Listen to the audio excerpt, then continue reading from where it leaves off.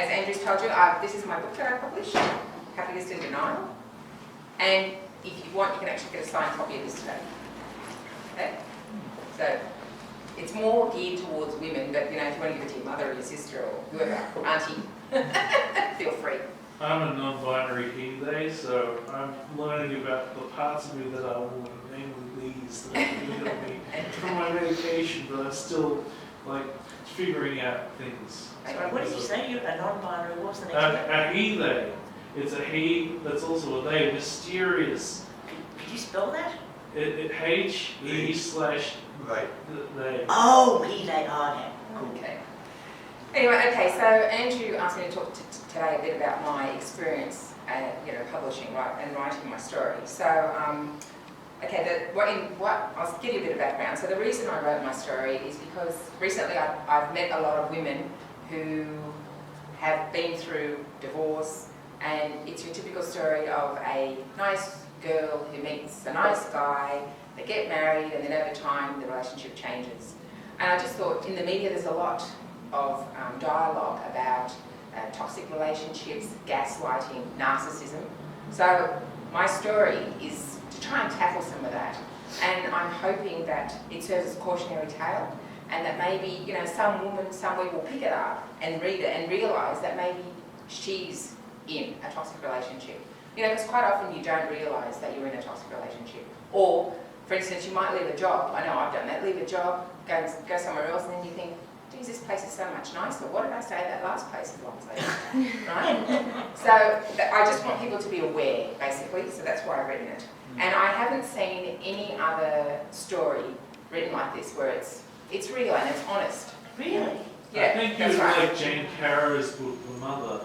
One of the things, I guess, that I found interesting in my journey is the story is not based on a true story, but rather it's been inspired by true life events. So like I said, there are a lot of women who are married to the same type of guy, and the character, the male character, is basically, he's based on two men that I know about. And I've kind of melded them together into this one character. And of course I've gone for the tall, dark and handsome look because that's the stereotype that, women are supposed to swoon over.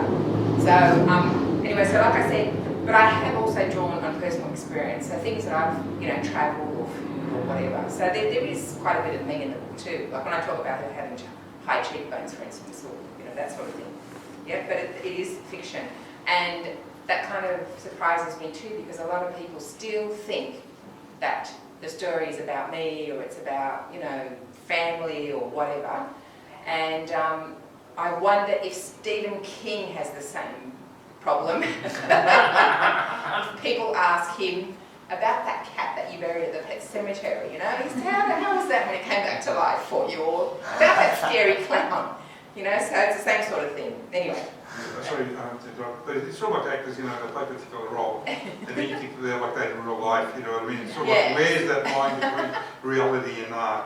So. Yeah, I'd love to hear someone ask him, about those events. Yes, that's right. He's got a very active imagination. Anyway, so, okay, the genre of book is, it's women's fiction, contemporary fiction, chick lit, that sort of thing, dark romance. I think it's a cross maybe between, if you ladies have read Liane Moriarty's Big Little Lies. Heard it, not read it. No, or maybe a bit of 50 Shades of Grey's in there too. Oh dear. Well, this is version of the fan fiction. Come in. How's it going? Sorry to be late. Oh, hi. I was talking about my experience as an author, okay, that I published my debut novel, Happiness in Denial. Okay, so one of the other experiences I had in the journey was at the beginning being able to show rather than tell. Now, I don't know, you've probably all experienced that maybe, right? So for instance, if you say, you lay dead on the ground, the drug addict, you're telling. But if you say you lay unconscious, the empty syringe next to him, you're showing rather than telling, right? Or if you put movement in something, like, if you say she had a short bob haircut, all right, but if you say she turned her head to answer and tuck the hair behind her ear. You know, you're showing rather than telling. Yep. And that took me ages to get, but I got it in the end. I got it in the end. So that way you take the reader with you on the journey, you know, which I tried to do.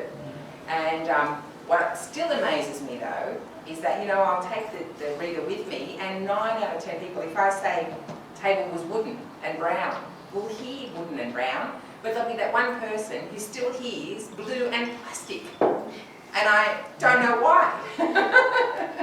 So you just, yeah, anyway, all you can do is try, right? Okay, so let's see. So the other thing that I experienced was the whole editing process. I found that really difficult. I had lots of eyes look at it. So initially when I finished my manuscript, what I did, I gave it to friends to look at. Some of those friends did have editing experience, some didn't, just to see what they thought. And you know, everyone gives you some kind of feedback that you can use. Like one person did tell me that, you know, she thought my chapters were too long. Another person, you know, whatever. They do all give you something. But what I think is important with the editor is if you're writing a particular genre of book, it might be worthwhile that that person has the life experience that you're writing about, for instance.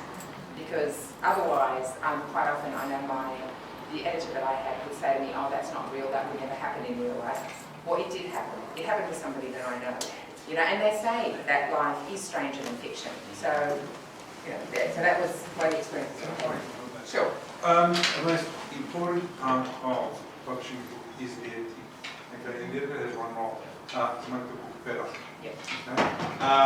And the crux of the relationship is trust. If you don't trust your editor, there's no relationship. You know what I mean?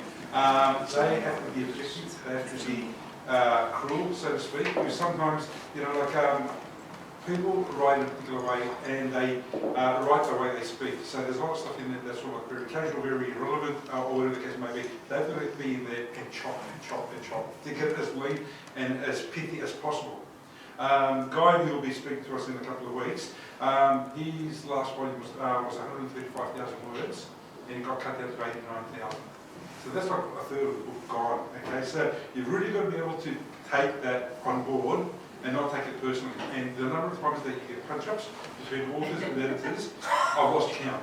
I did listen to the editor, because my book was also initially over 110,000 words, and the final version I think is about 85,200 something words, so I also cut back a lot of things, yeah. Another thing that I found useful was actually attending these kind of groups, because you get to read out your bit and you get feedback. So, and usually it's like-minded people. So I found that quite worthwhile. So I think these groups are actually good to come along to share your ideas with. Anyway, so now that I've done the book and it's been published, and you know, when I first got it, I was very happy and made sure there was no more errors in it. But the next step, which I find very daunting, is the marketing. And I'm relying on Andrew to help me with that, because you know, the book's out there, but I need to tell people about it, because otherwise it just sits there, nothing happens. So that's that, and everybody else is doing the same thing. So I'm finding that very yeah. The one area people stuff up, or is 99% of all stuff up is on the marketing. Yeah. And that is the most important part of the whole process.